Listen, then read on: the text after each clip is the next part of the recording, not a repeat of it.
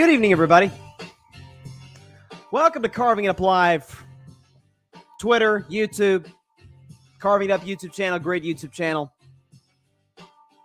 As always, I'm Bryson Carver. It's great to be with you on this wonderful Thursday. You know, and I know what you might be thinking.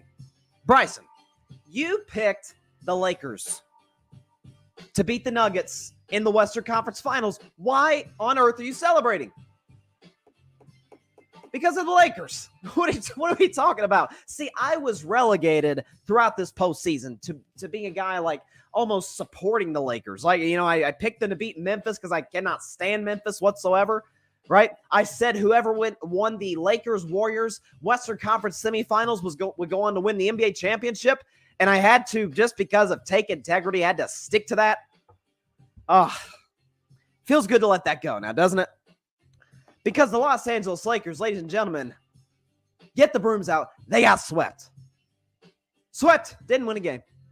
Not even a gentleman's sweep. Swept. 4 games. And you know what's great about that? They knocked my Warriors out. Not going to take anything away from them. They got us this one time.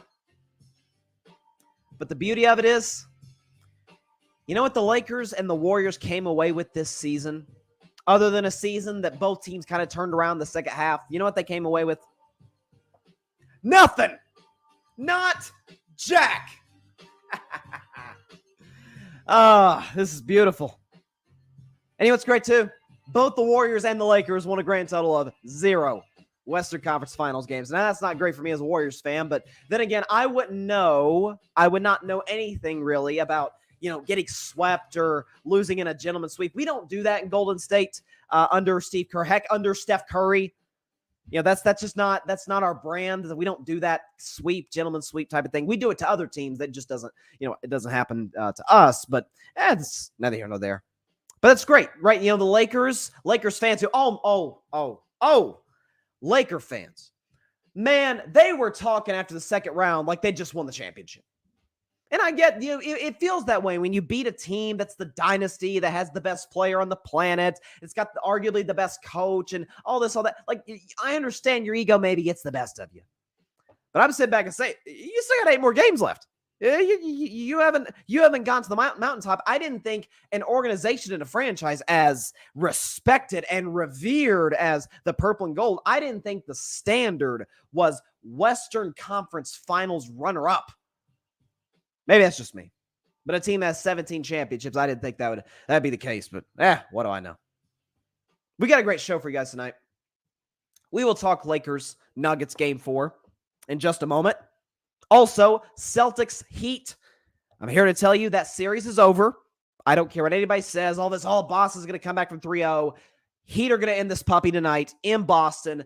Celtics aren't going to win a single home game in this series. Heat winning a gentleman's sweep. You heard it here first. Also, I'll get to Russell Wilson, who's talking at minicamp today, talking about he feels lean and mean and ready to go for the Denver Broncos. What should our expectations be of Russ and the Broncos this season, coming off of a as someone who picked the Broncos to win the Super Bowl, highly disappointing 2022 campaign? Among other topics, going to talk about LeBron, you know, maybe discussing retirement. I think there's a hidden message behind that. I don't think people are reading too much into it. I think we need to actually look deeper into what the root of that is. What else we got? I'm trying to check. We've got also, the NBA is considering instituting a new rule that I am all in favor for. Now, one team in particular might not like it all that much, but I think it's great. I think it would clean up an issue that's been going on in the NBA for about a decade. It's really resurfaced in the last couple of years, and it'll totally wipe it clean, wiped away from the NBA and basketball as a whole. I will talk about that toward the end of today's show. But first, you know I got to talk about the Lakers and the Nuggets, right? I'll get to the Lakers in just a moment because I kind of went on a little I don't know, diatribe to start the show. Let's start with Denver.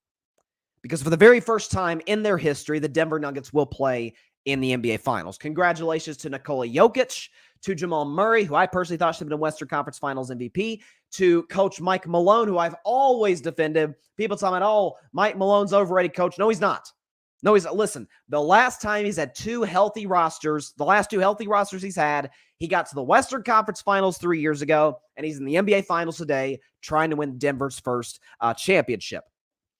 Congratulations, guys like Michael Porter Jr., KCP, Kentavious Caldwell-Pope, Aaron Gordon, bunch of other guys who really stepped up and contributed for this Denver team all season long, and certainly in this series.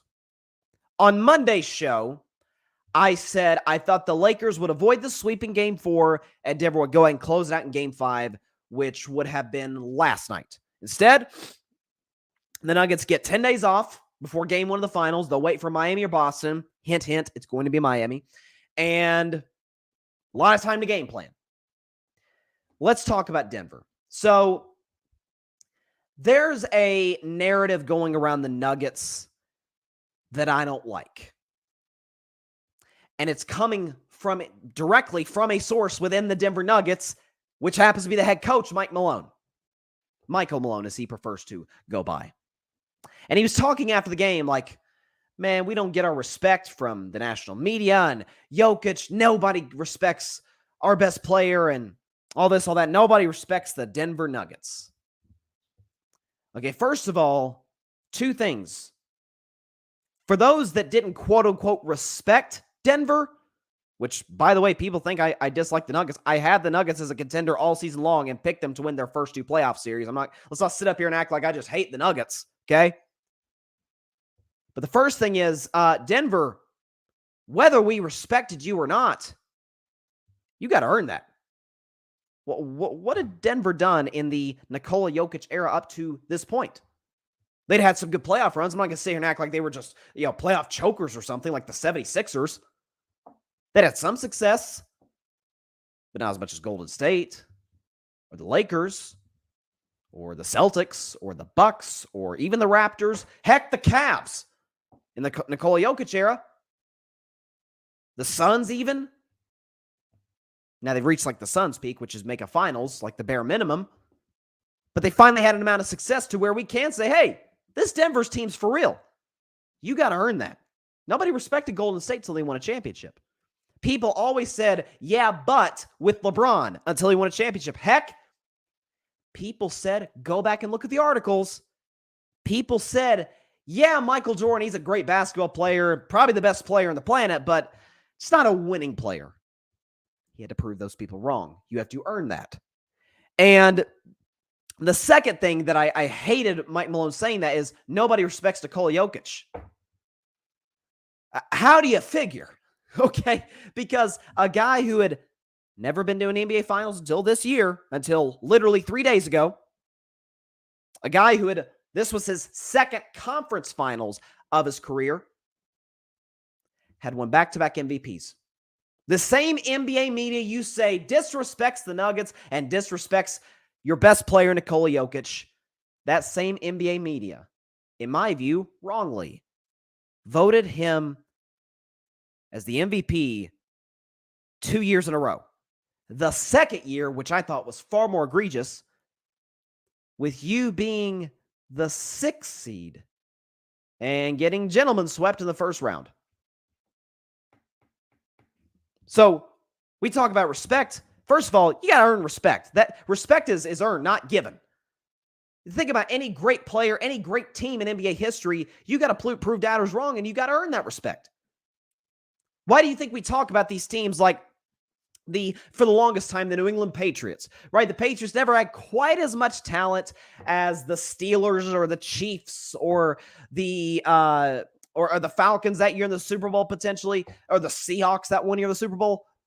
The Ravens weren't quite as talented, but when you build equity,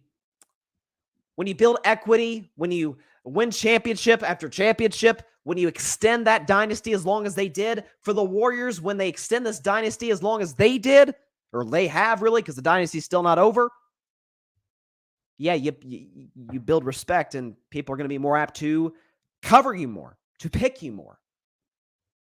Denver has a chance to move into that category. They win a championship this year. Certainly, you could argue they very well might be the favorites going into next season, considering they were the 1 seed this year. They've been on a very impressive playoff run to this point.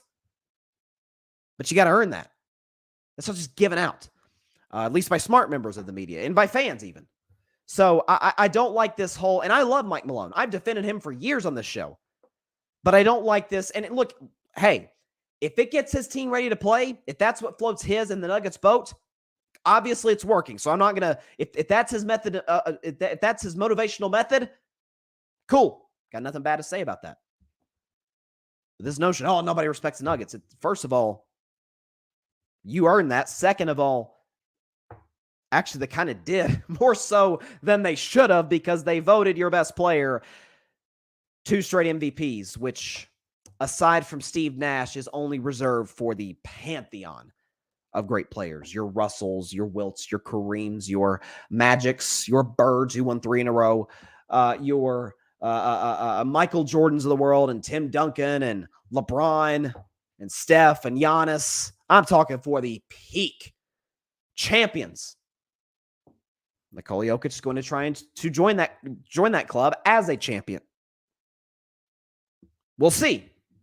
Denver, to me, is better than Miami and Boston. I think they've proven that over their last 3 playoff series.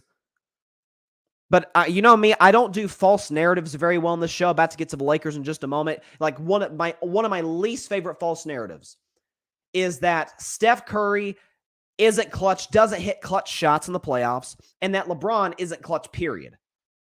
Which both narratives, I could show you the numbers, could not be further from the truth. This is a false narrative that, oh, nobody respects the Nuggets. Baloney, they do. You were the freaking 6th seed. You had no chance to win the championship last year, in large part due to injuries, in fairness to you. And yet they voted your best player the most valuable player.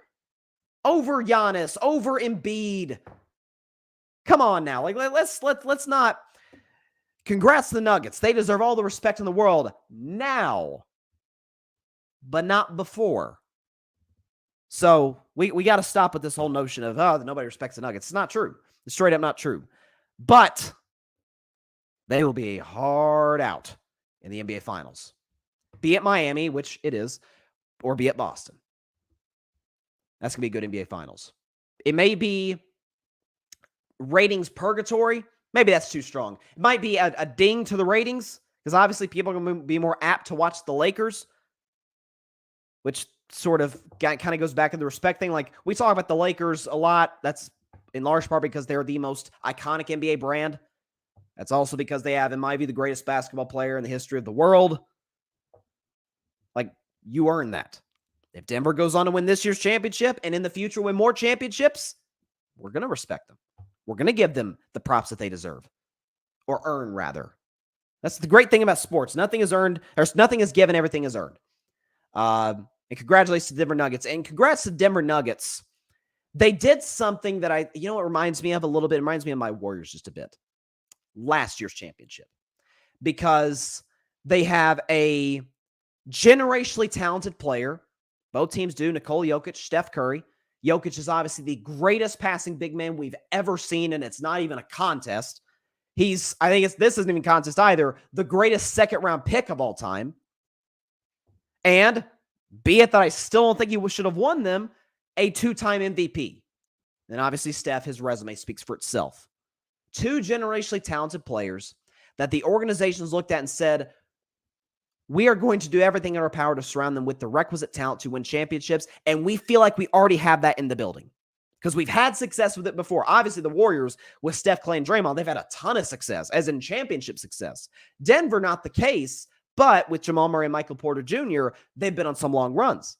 They had Aaron Gordon a couple of years ago at the deadline. They had KCP and Bruce Brown this past year in free agency. They're able to fill in some of these holes that they need. By the way, they had young players step up for him. Christian Brown, remember him playing at Kansas last year, winning the national championship. He comes to the Denver Nuggets through the draft.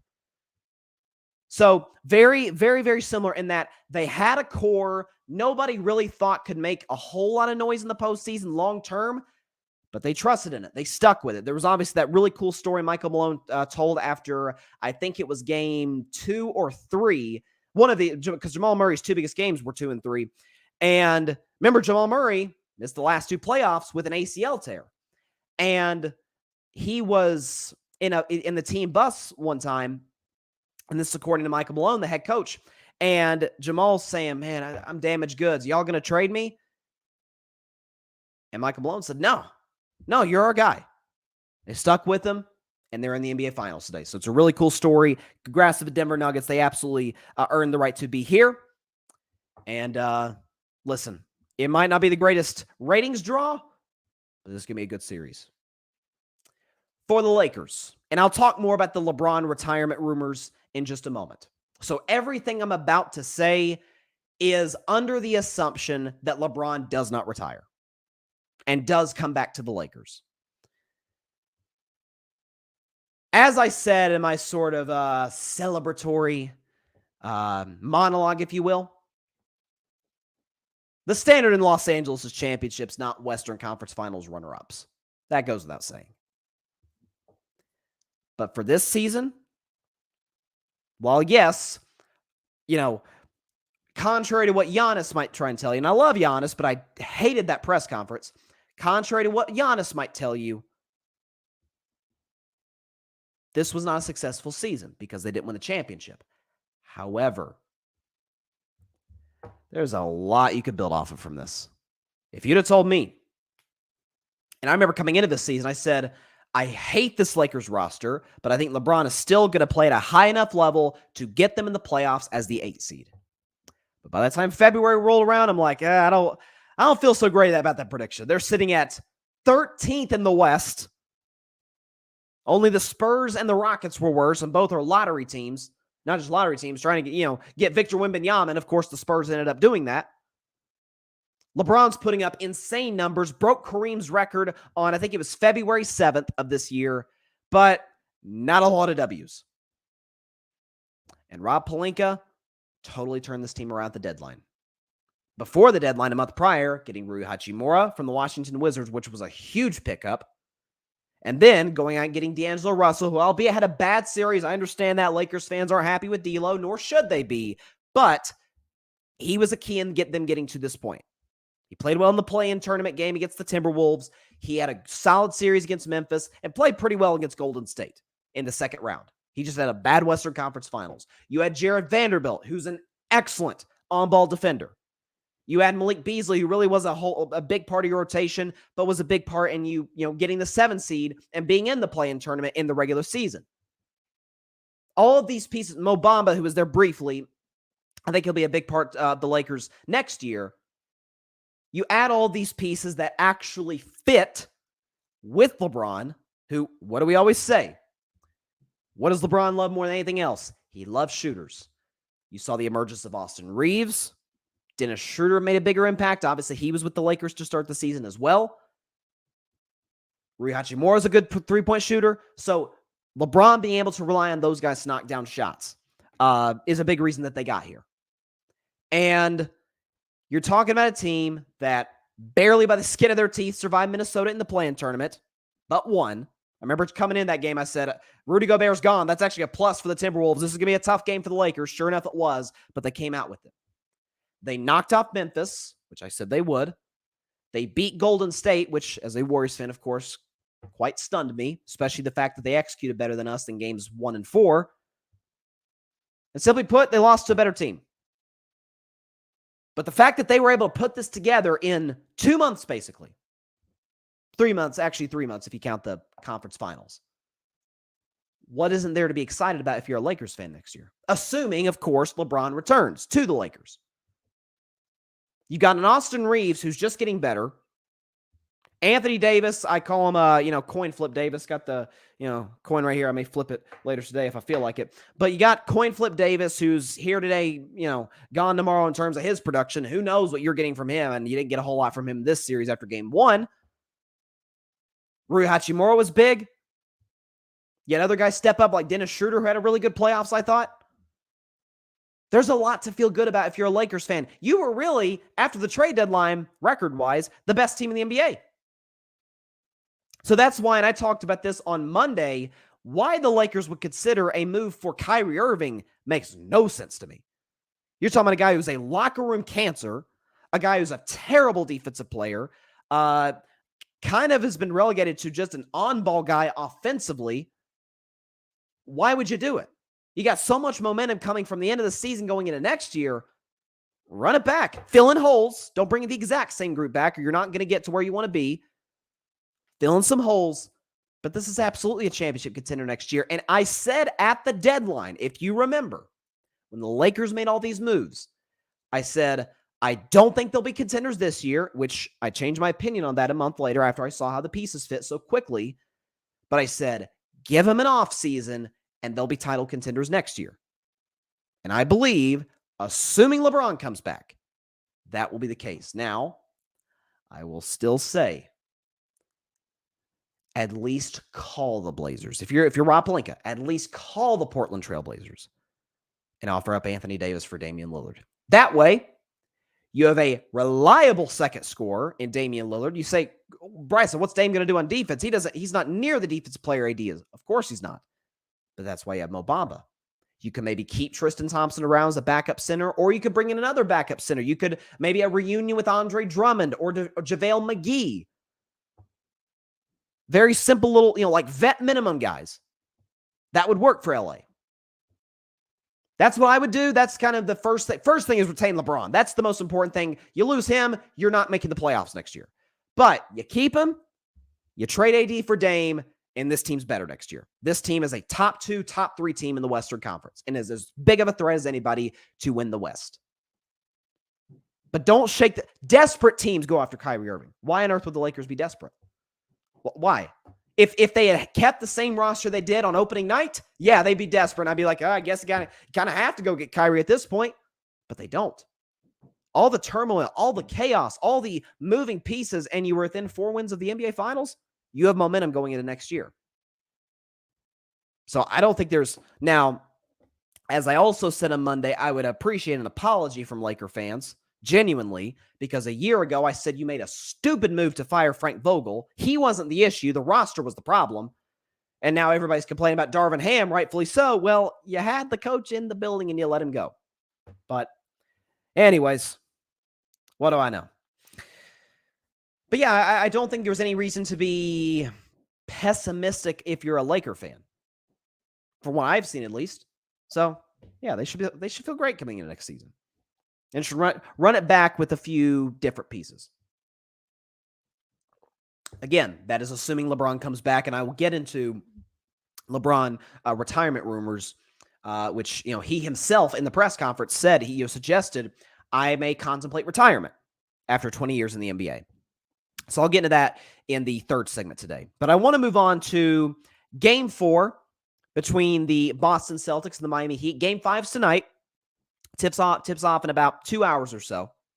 Going into Game 4, he had a 3-0 lead. As we all know, thanks to the Lakers' loss on Monday against the Nuggets, that's now 150 teams in NBA history that have been down 3-0, and all 150 teams went down. By the way, again, only 3 of those teams forced a Game 7. So safe to say history's not exactly in the Boston Celtics side. And I'll get more into Game 5 after I discuss Game 4. So what was our main criticism of the Boston Celtics? Or main 2 criticisms after the Game 3 beatdown? Joe Mazzulla's in over his head, and the players quit. That was kind of our thing, right? Joe Mazzulla is a guy who really wasn't supposed to be in this position when the Celtics moved on from Ime Udoka after the infidelity scandal. They had already lost their number 1 assistant, Will Hardy, who became the head coach of the Utah Jazz. And so now you're down to a guy who was sitting behind the bench last season, and Joe Mazzulla, who's 30, 31 years of age, only a second year total in the NBA. He's not like a career assistant who's been around the block. This is his second year as a part of the National Basketball Association. He's being asked to coach one of the most talented teams in the league to a championship. So that was one main criticism of Boston. The second one was the players straight up quit in Game 3. They did. Jason Tatum did. Jaylen Brown did. Smart. Everybody. And so going to Game 4, I said Miami's going to go and close this one out. And to the Celtics' credit, because they were actually down by 9 in the third quarter. The final score is a bit misleading, 116-99. This was a tight game in the third quarter. And Boston kind of pulled away in the fourth. Jason Tatum played a great game, dropping 31, 11, and 7. But this series is still over. Like, let's not get it twisted. Somebody's eventually, one day, somebody's going to come back from 3-0 down. It's a lot harder in basketball than hockey and certainly baseball. And again, only one baseball team has come back from 3-0, and that was my Boston Red Sox back in 2004 against, of all teams, the New York Yankees, which 4 times in that series we could say the most beautiful words in American pro sports. Yankees lose.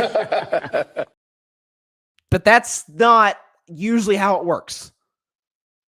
Sometimes you got to get a little bit of luck to make comebacks in these series, and Boston's going to need a lot of it. I know a leprechaun is their logo, is their mascot or whatever.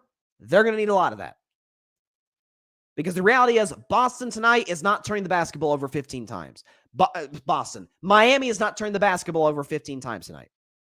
Miami is going to score over 100 points. They only scored 99 last night, or Tuesday night. In this series, they've scored, was it 123, 111, and 128, I think it was. I think I'm getting those numbers right. 123, 111, 128. They score the basketball. Now, they're going to be without Gabe Vincent tonight, who turned his ankle in the fourth quarter. And it was one of the more bizarre ankle turns I've seen, where he didn't go up on a jump shot and, like, remember Zaza and Kawhi Leonard, where Kawhi lands on Zaza's foot. Gabe Vincent goes up for a corner 3, comes down on his ankle on the floor, not on like a Celtics foot. So he's out for game 5 tonight, which is a big loss for Miami because Gabe Vincent's been great in this series. But I don't like the narrative going in that, because even Chuck said after the game, and I love Chuck. Charles Barkley is the best of the best.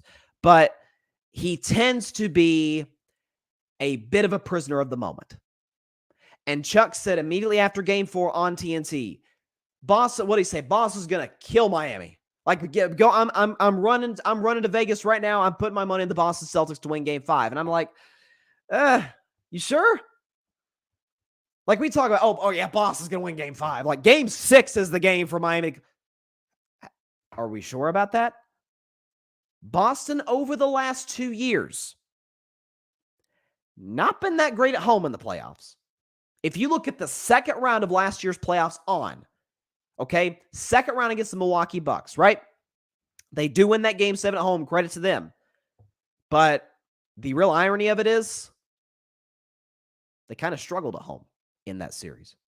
I'm doing the math in my head. They were 1-2? Yeah, they were. No. Hang on a minute. Okay, so they lost game 1. No, okay. They were 1-3 at 2-2. Yeah, 2-2 at home against the Milwaukee Bucks in that series. At home. Not great. Eastern Conference Finals against the Miami Heat. They won a single home game in that series. 1-2 at home against the Miami Heat. Against Golden State, again, 1-2 at home. This year, against the Atlanta Hawks, 2-1, but they lost a weird game 5 where they're up 3-1. You think Atlanta just packed it in. They didn't have DeJounte Murray, and they allowed Trae Young to go off on them. Now, some of that credit goes to Trae Young because he's a great player, but that's a game you got to win if you're Boston, and they fell in that one. Last series against the Philadelphia 76ers, they again struggled to win games at home. They lost game 1, and they lost game 5, so they finished 2-2 in that series. At home. And in this series, they're 0-2. So this notion, Boston's great. Just because they have a loud fan base, a loud crowd, a passionate fan base, does not automatically mean wins. Like, the Celtics haven't been that great of a home team the last 2 playoffs. They've actually been a lot better on the road. But I don't know if that's the expectations that comes with the Boston crowd. I don't know what it is. Miami's been a much better road team these playoffs than Boston. So this whole notion, Celtics winning game 5. I mean, I'm checking the spread, and this is the ultimate. You know, I have my segment every week during the NFL season called Betting Man. And it's always the bet I'm the most confident in if I were a betting man. Celtics minus 8.5. Vegas is giving you money. Take this Heat plus 8.5. They are giving you money. And not only do I think it's Heat plus 8.5, they're winning outright. And I know that everybody's talking about the numbers well. Jason Tatum averages 30 in elimination games, which kind of plays into what I've been saying. This whole notion, oh, Jason Tatum doesn't show up in the playoffs. He actually kind of does. Like, Jason Tatum's far from the problem in Boston. And the Celtics actually in the last two postseasons are 6-1 in elimination games because they were down 3-2 against Milwaukee, won game 6 and 7. They won game 7 against Miami last year, which is an elimination game. They lost game 6 against Golden State last year in the finals. And then they won game 6 and 7 last series against Philly. And they won game 4 Tuesday night against Miami. So they're 6-1 in elimination games, and Tatum averages 30. So that said, I know what I'm getting from Tatum. You're going to get 30, 35 points from him. But it's the role players you kind of worry about.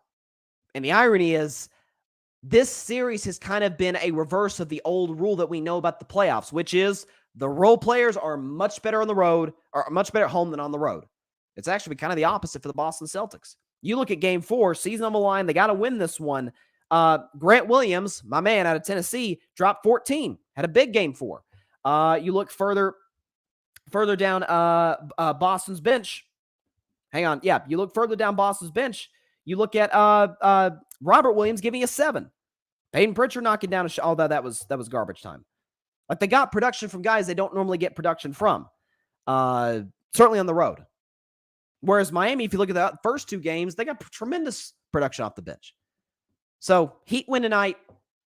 Jimmy scores 40. Jimmy's been struggling a little bit the last couple games. I know he scored 29 in game 4, but it was an inefficient 29. Didn't really get going until the game was kind of out of reach. So Jimmy drops 40. Heat win 112-108. Heat win 112-108 over the Boston Celtics and advance to the NBA Finals. But listen, credit to Boston for winning game 4. They could have just laid down and quit, kind of like they did in game 3. But this notion that, oh, they're going to be the first team to come back from 3. No, they're not. Jimmy's not. Of all the players to blow a 3-0 lead, we think Jimmy Butler's going to be the first. We think Eric Spoelstra is going to be the first coach to blow a 3-0 lead in the NBA playoffs in history. We really think that. That's not a shot at Boston. That's relying on history and relying on a team that's yet to really disappoint us all postseason long. So Heat wrap it up tonight. They get the W. And I just don't, as somebody who apologized to the Miami Heat fan base and the Miami Heat organization on Monday, because I believed in them all season long, I said in late February when I remember how much feedback I got over it. People thought I was nuts to have the Heat as serious contenders. I said, I don't care what anybody says. They got Jimmy Butler and they got Eric Spoelstra and a good group of role players. They're going to go on a run. And I abandoned them at the last second, and I picked the Boston Celtics to win in 7 games, and I felt terrible over it. Then I apologized on Monday. But people see, we talk about, sort of going back to the Denver Nuggets, Michael Malone. Michael Malone's talking about, oh, nobody respects us. Nobody respects Miami. You talking about nobody respects Denver. Yeah, you had the 2-time MVP. Evidently, the NBA media respects you at least a little bit. Okay? It's Miami nobody respects. They're up 3-1 and they're 8.5-point dogs? Are you kidding me? In a building they've won twice? Come on. Now that, my friends, is disrespect. So I think Tatum will keep up the great elimination game play. He'll give you his 35 points. And I think Brown will play decent. He struggled with that hand. He hasn't had a great series. But I think Smart, who's been horrible from 3 in this series, I think that continues. I don't think you get quite the same production from guys like Robert Williams because of Bam Adebayo. Cody Zeller actually gave the Heat decent minutes. So, yeah, there you go. John, you are nuts. LOL. Well, listen, I get that a lot. John. I appreciate that. But what am I nuts about picking the Heat to win tonight? Like, I don't get it. I'm missing something. The Heat haven't trailed once in the postseason as far as series are concerned. They never trailed against Milwaukee. They never trailed against the Knicks. They were up freaking 3-0 against the Celtics. And our response is, yeah, Boston can come back. Come on now. And not just Eric Spoelstra is going to be the first coach to come back from 3-0 or to blow a 3-0 lead. We think Joe Mazzulla is going to be the first coach to come back from a 3-0 lead. If the roles are reversed, I'd say, I don't give a great chance, but maybe.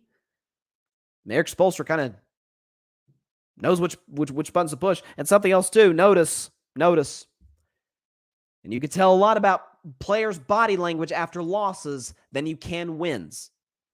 Remember Jimmy Butler back in the second round against New York? Knicks win at the Garden. Everybody's going crazy. It's 1-1. Jimmy didn't play that game because of an ankle injury, and Jimmy's grinning real big after the game. It's like, okay, why is Jimmy smiling after a loss? Well, then Miami ended up winning 3 of the next 4 games. Jimmy was cutting up with guys on the bench. He was real loose in the post-game presser. Jimmy's not worried. Jimmy's not worried. Jimmy even said in the press conference, which I don't know if I agree with this, but Jimmy said that we think the momentum will turn our way now that we lost, to sort of be like, hey, teams aren't just going to lie down in the Eastern Conference Finals. We'll see. John, don't think Boston will win the series, but I think they win tonight. Okay, that's fair. I just think 8.5 is nutso. Yeah, that's 8.5 is crazy. I mean, that's a lot for a game 5 when the series is 2-2. Unless the other team just has a ton of injuries. Yeah, I don't know if I've ever seen that. I'd like to know how many times it's happened in NBA history where a team's up 3-1 and they're darn near 10-point underdogs. I don't know. Maybe I'm missing something that everybody else is. Maybe it's just me. I don't know. Yeah, John agrees. He said, "No, that spread's crazy." It is. It's if it were 5, okay, I can respect 5. I don't know if I necessarily take Heat +5 or +5.5 or whatever. But Miami wins outright tonight. I don't think because part of what would go into a 3-0 comeback is one team, the moment getting a little too big for them. So we'll see. Hang on. Trying to pull this up. Where's the comments? Let's see. Yeah, John, going to take Miami with the points. Again, they're handing you money. They are literally, listen, I don't gamble, I don't bet. I just don't do it, but that's why I do the segment. Would I a betting man? If I were a betting man, take Miami +8.5. Vegas is giving you money. There's certain times they feel extra generous. Take that. Whether you use whatever you bet, MGM or FanDuel or whatever you use that one. Okay, so this has really been the big story this week, more so than either the Western Conference Finals or the Eastern Conference Finals, and even more so than the newest development of the John Morant situation, which I may talk about on tomorrow's show. But the face of the NBA still, I think the co-face of the NBA, I think LeBron and Steph are the faces of the league at this current moment in time. One of them I tripped on my words a little bit. One of them very well may retire. That being LeBron James. So he had a press conference, of course, after Game 4. By the way, can we just talk about this for just a moment? In year 20, a 38-year-old basketball player played all but 4 freaking seconds and dropped 40, 10, and 9. I don't know. That sounds pretty impressive to me. But LeBron was talking after the game, doing his press conference, and he was, asked about the series, asked about what the future holds for him and whatnot. And LeBron said, quote, "I don't know. I've got a lot to think about, to be honest. I've got a lot to think about. Just for me, personally, going forward with the game of basketball, I've got a lot to think about." And he hinted at the potential of retirement. So I want to make sure I'm getting the quote right because I don't want to, mess this up. Yeah, he says, "Just for me personally, going forward with the game of basketball, I got a lot to think about." So, do I think LeBron James is going to retire? I don't. I think based off of numerous factors, such as, he's still in a Western Conference game, he dropped 40, 10, and 9. So production's not the question. Is he the old LeBron James? Of course he's not, but he's still absolutely a top 10 player in the NBA. Second thing is, as currently constructed, he plays for a championship contender with the Los Angeles Lakers. Now, more on that in just a second. And the third thing is, you have the situation where he's been very vocal about this. He wants to play with Bronny. Now, LeBron recently had a quote, I think it was a few months ago, where he said that Bryce isn't, I'm not Bryce, Bronny. He wants to play with Bronny, his oldest son. Bronny isn't as enthusiastic about the potential of playing with his dad as LeBron is with playing with his son. And that's understandable because from Bronny's perspective, you're thinking, I've already got a lot to live up to. My dad's maybe the greatest player of all time. I share his name, basically. I go by Bronny to kind of create my own legacy, but my, as far as I know, official legal name is LeBron James Jr. So you have that. And the second thing is I've already got enough to live up to, but now I got to play in the same team as my dad. So I'm already going to be compared to him, and now I'm going to be on the court with him. Man, that's a lot for whenever he comes to the league, a 19-year-old kid. So I think that factors into it. If that's something that Bronny doesn't necessarily want to transpire, is LeBron sitting back there and saying, okay, if it's not what he wants, then do I really want to keep going? The question at this point, I don't think is LeBron's love or dedication to the game. Because if you remember, and I called this in advance. I called this before last NFL season started. I said, this is Brady's last year. Because the commitment to football, as rigid as he is to his training schedule, to how he eats, to football, it was all over the place. Some of that was personal stuff. We understand that. But the commitment to football was never quite the same for Tom Brady last season. And I said, because of that, I think he's done after this year. I never got any indications, at least I didn't, that LeBron's commitment to the game has waned at all. I haven't seen that. Of any of the seasons in LA, I could argue the commitment to basketball wasn't quite there his first year in LA when he's building his business in Los Angeles. The Lakers weren't very good. You know, he struggled in the second half of the season. We understand he was injured, but didn't seem quite. And then the next season came back. It was totally bought in, and the Lakers won the championship.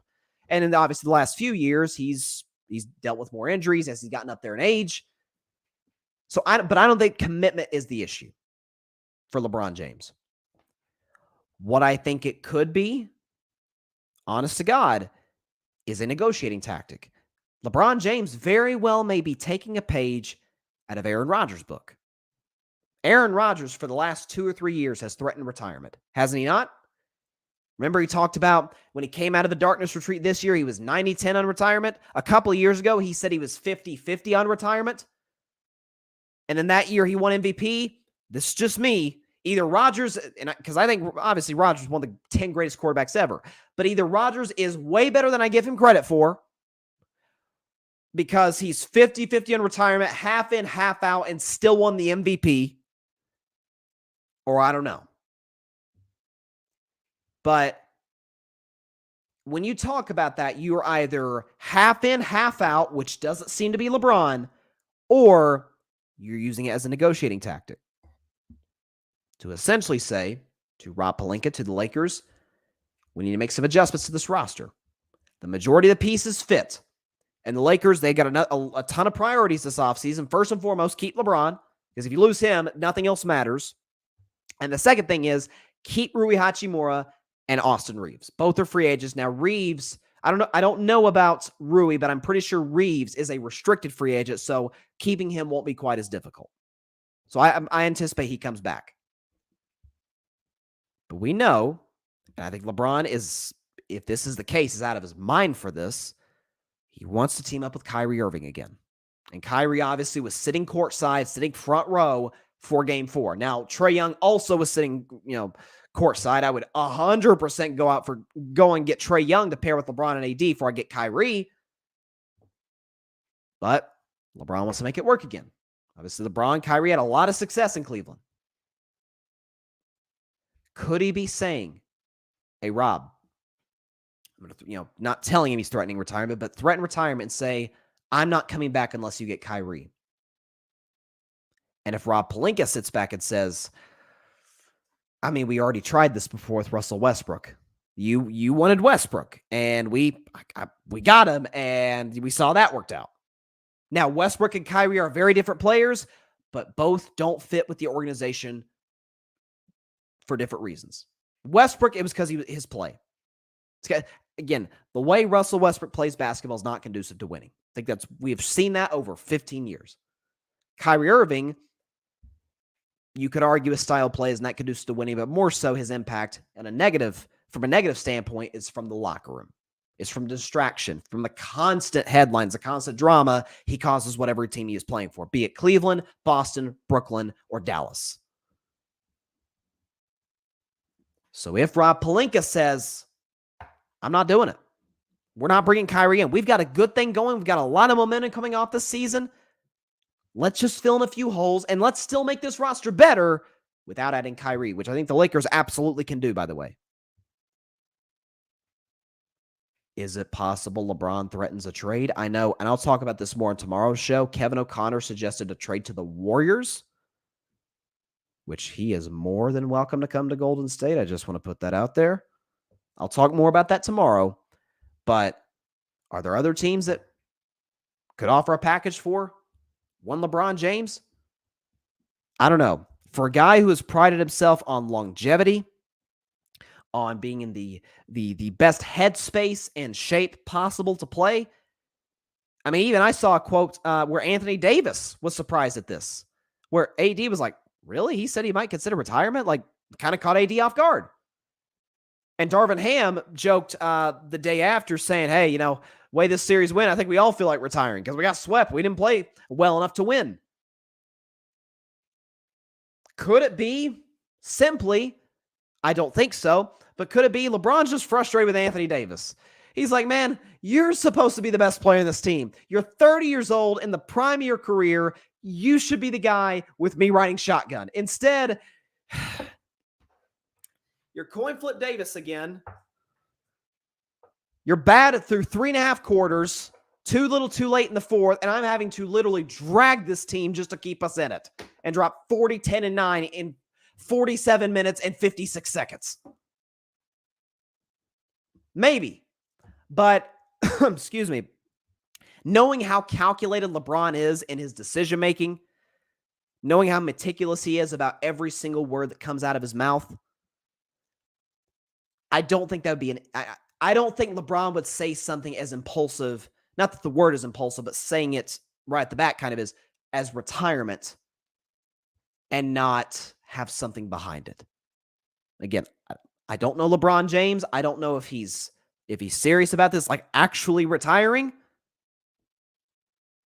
I think first and foremost, it's a negotiating tactic. That's what I see, at least. Got some comments here. Let's see, John, plus Bronny going to play more than 1 year in college. You think so? I actually think it'd be good for him.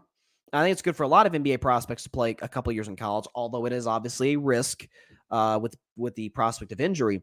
But I saw a 2024 mock draft that had Bronny as like a top 10 pick, like as a lottery pick. So I could be wrong. I don't think he'll play a more than a year in college, but I think it'd be good for him because I think it's good for everybody. That isn't a just generational talent, like a Victor Wembanyama.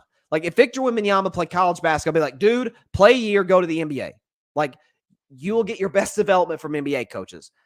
With some of the other guys, it's like, okay, you're talented, but you need some good coaching for some of the best in the NBA. I'm sorry, the best in college basketball to help you develop. John saying Kyrie is coming. Kyrie is taking less. And he says Kyrie's a free agent. Trae, you would have to trade for. Again, I understand that. And I'm not necessarily saying they should go get Trae Young. To me, I'm trading AD for Lillard. Because Lillard works on LeBron's timeline. He's an established superstar in this league. Dame has been all but begging Portland to put a championship roster around him, which I don't think they're really capable of doing. So I think that works better. And plus, in terms of how they play, I think Dame and LeBron makes all the sense in the world from a fit standpoint. But if you ask me between the two, even if Kyrie took a pay cut, John, I'd still roll with Trae.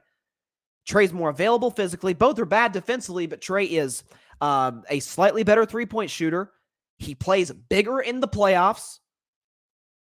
Listen, we criticize him for his maybe his lack of maturity, but he's not a distraction to the locker room. That's never been Trae. That's always been Kyrie, certainly in the last 6 or 7 years. John, Dame getting traded for Brown. That'd be interesting. That would work because You team up with Dame and Tatum. I think Portland would ask for more than just Brown, because as great of a player as Brown is, he's not quite to the level of Dame. But Brown worked, though, because he's a star player, all-star caliber guy who, again, we talk about timelines. What works with what you're trying to do as an organization? Portland's in a rebuild. They got a lot of young players. And so sort of have that new face of their franchise who, by the time he is in his absolute apex prime, around 29, 30, 31 years old, maybe some of those young guys will develop to be real key contributors. So, and I'm not saying I think you could build a championship contender around Jaylen Brown, because I don't think that's the case, but it would make sense for Portland and for Boston to make all the sense in the world. Because now you have you got two superstars. The question is what you would put around them. And John says AD for DeRozan. That's interesting. Well, DeRozan wanted to come to LA in 2021. That's interesting, because I loved DeMar. Give me time to think about that one, John. I gotta. That's interesting.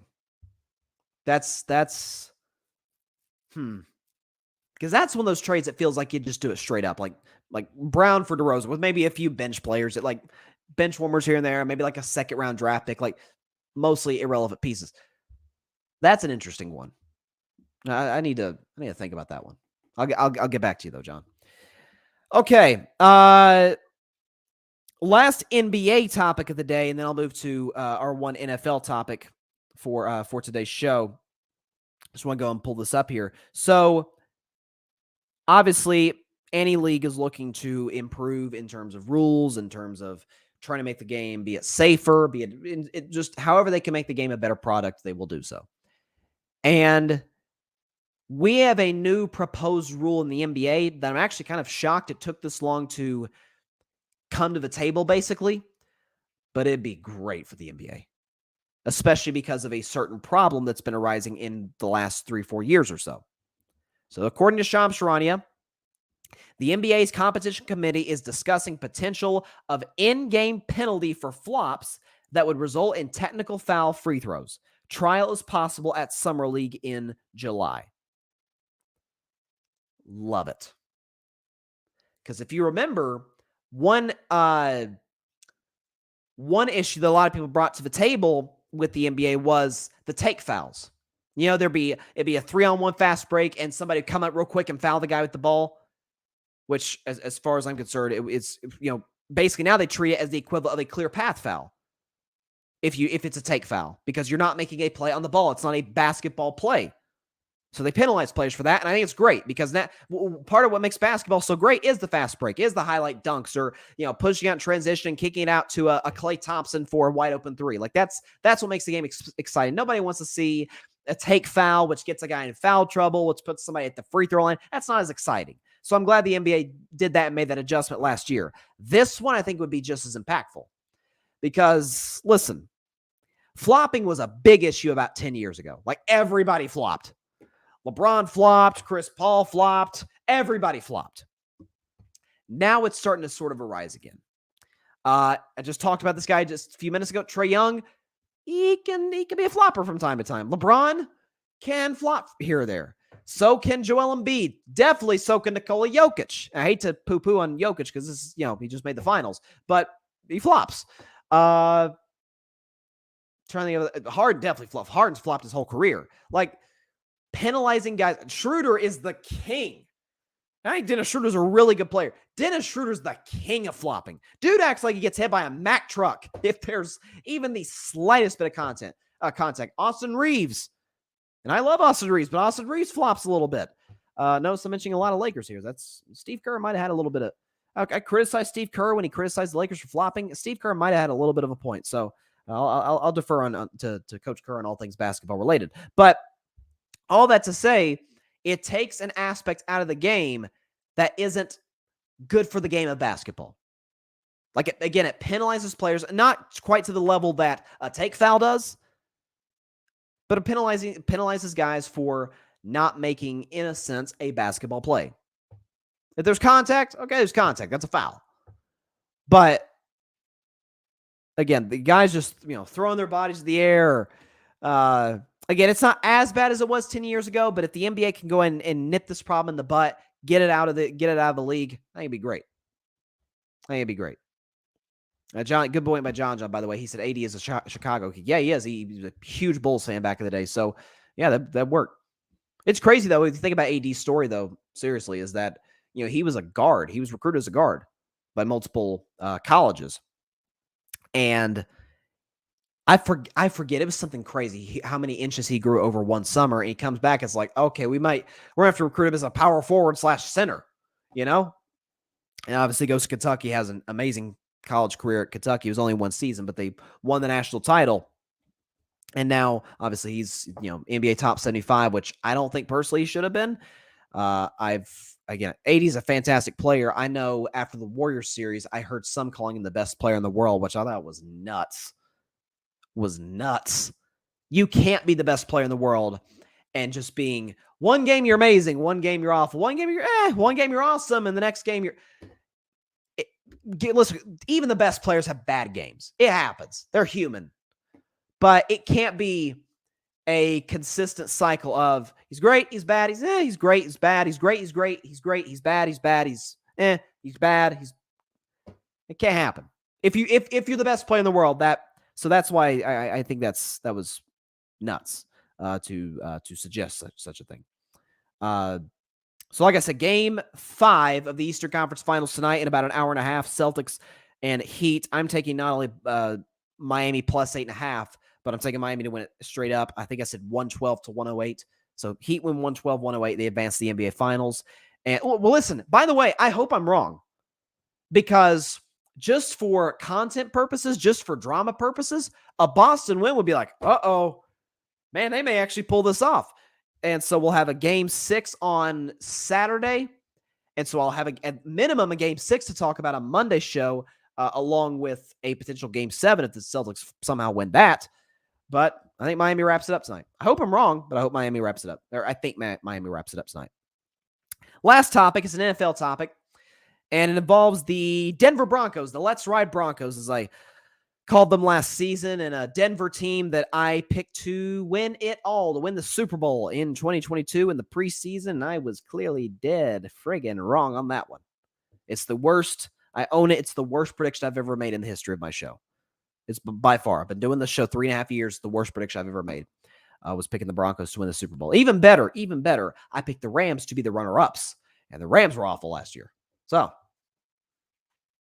but I'm not totally incompetent when predicting Super Bowls. In 2020, in the preseason, on this very show, I said Tampa would meet Kansas City in the Super Bowl, and Tampa Bay would win, and that is exactly what happened. So, I'll bounce back this year. I don't have a pick quite yet. It is May, but it'll be a good one. That's what I do know. So, Denver Broncos looking to bounce back in 2023. They obviously hired the best coach on the market, Sean Payton, who came out of a one-year sort of hiatus after leaving the New Orleans Saints.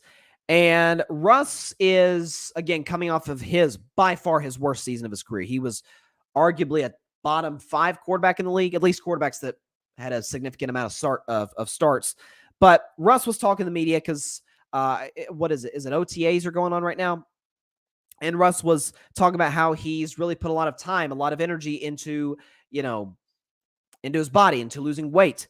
And he said, quote, "I feel great. I feel lean and mean, ready to go, and focused." And he said, when he was asked how much weight he's lost, Wilson responded, quote, "I'm not worried about that. I'm not counting. All I know is I'm ready to play again." Okay, so first of all, Russell is lying. Every athlete knows their weight. Like, every athlete is counting. Like, you have trainers, you have chefs, personal chefs. Like, athletes know what their weight is. So which, listen, Russell's perfectly entitled to not disclose that. But here's the thing. I saw a lot of people sort of looking at this saying like, Russ bounce back season coming. And I think Russ will absolutely be better this year with Sean Payton. Sean Payton's been successful with just about every quarterback he's worked with. I always point to, I was as impressed with his coaching in 2021 as I was any of his years with Drew Brees. Because in 2021, he had 4 different starting quarterbacks that year, and the Saints had a winning record and almost made the playoffs. Like, had San Francisco lost and they were down big. I remember that game to the Rams in week 18. Had the Niners lost that game, the 9-8 Saints, who started 4 quarterbacks that year, would have been in the playoffs. And you saw the Saints this year with similar quarterback play, and they went nowhere. So Sean Payton's one of those guys you could call him like an Andy Reid, like a Sean McVay, anybody, a quarterback whisperer, a Kyle Shanahan even. But you look at Russell Wilson coming into the season. Look at this Denver Broncos team, which made some big moves in this offseason, addressing the offensive line. They had a solid NFL draft considering the lack of picks that they have, considering they didn't have a first-round pick. So right now, as we sit here today, I see the Broncos as about a 9 to 10 win team. I think they'll make the playoffs. I don't think they'll be a serious title contender. I still think Kansas City is absolutely the class of the division, but I think the Raiders are going to be awful. I think the Raiders are going to be in the running for the number one pick. Listen, they just traded Darren Waller. Jimmy Garoppolo is their quarterback, and knock on wood for him, but God knows how long he's going to last. Josh Jacobs is a tremendous running back, but the offensive line isn't good. The defense, I liked their first round pick, but defense is still a major question for them. And Josh McDaniels, as Devontae Adams told us last week, is not one to be trusted as a head coach in this league. So I think the Raiders are going to be awful this year. I think they're going to have a top 5 pick in the 2024 draft. They might be in the running for Caleb Williams. Who knows? But the Chargers, everybody's high on the Chargers every year. And to be clear, I love Justin Herbert. During that 2020 draft, and I mean, that was during COVID, there was no sports to talk about.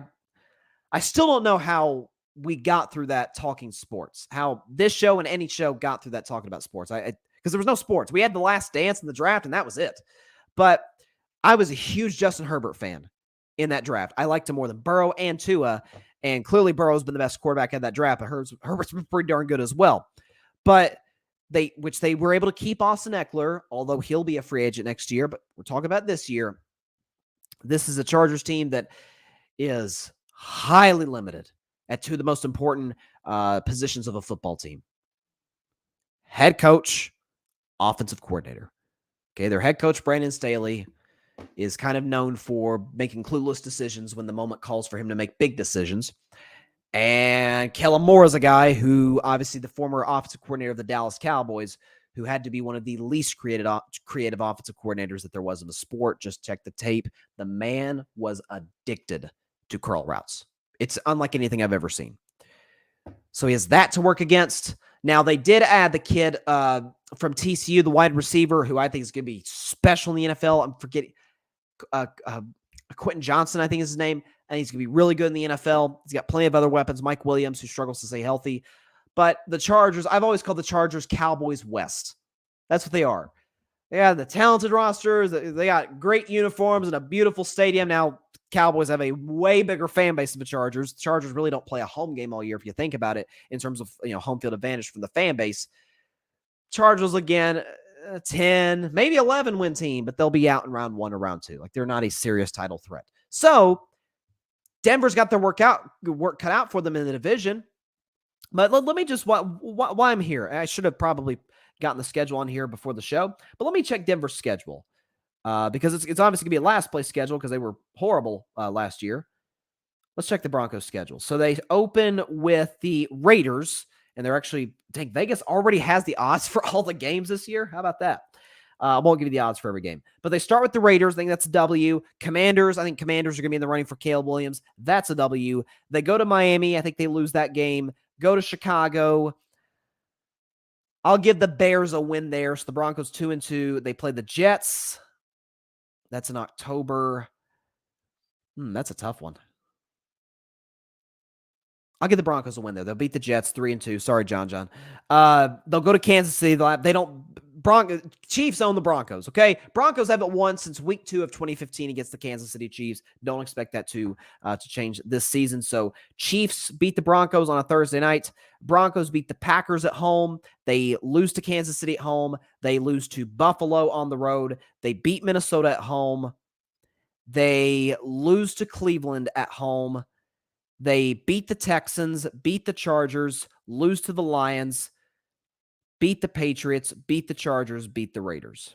So how many losses is that? So I got 1, 2, 3, 4, 5. That's the Chiefs game.